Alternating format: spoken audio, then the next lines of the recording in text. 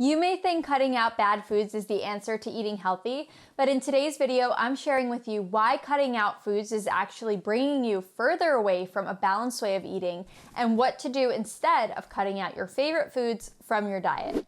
Hi there, I'm Jamie, registered dietitian nutritionist, and my goal is to liberate you from the struggles of eating well so that you could feel amazing in your body and nourish your way to a healthier you.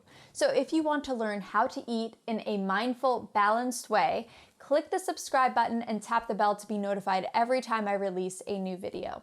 Allow me to paint the picture. You're fed up with how you're eating and you want to make a change. So naturally, the first thing that you do is cut out foods that you tend to overindulge in.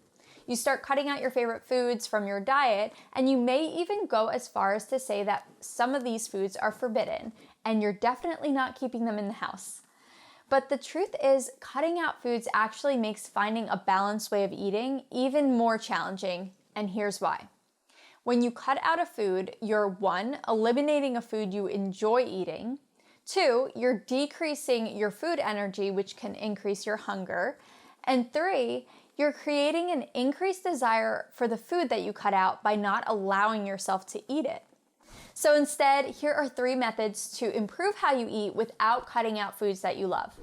Method 1, give yourself permission to eat the foods that you're cutting out. Yes, I know this sounds scary, but allowing yourself to eat the foods that you're trying to cut out is actually taking you a step toward feeling in control around those forbidden foods.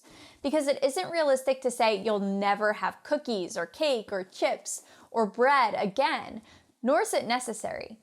If instead you give yourself permission to eat the food you're trying to avoid, you may find yourself overindulging at first, but after a while, the foods that you can't control yourself around are going to lose their allure, and you're going to find that you have less cravings for those foods. Method 2, decide what nourishing foods you could add to your meal.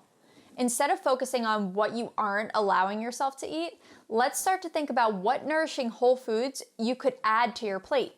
On top of giving yourself permission to eat the food you're cutting out, also ask yourself, what might be a nourishing addition to this meal? And this could be veggies, fruit, nuts, seeds, beans, or whole grains. Method 3, eat when you feel hungry. If you avoid eating when you feel hungry, you're going to be more inclined to cut out foods.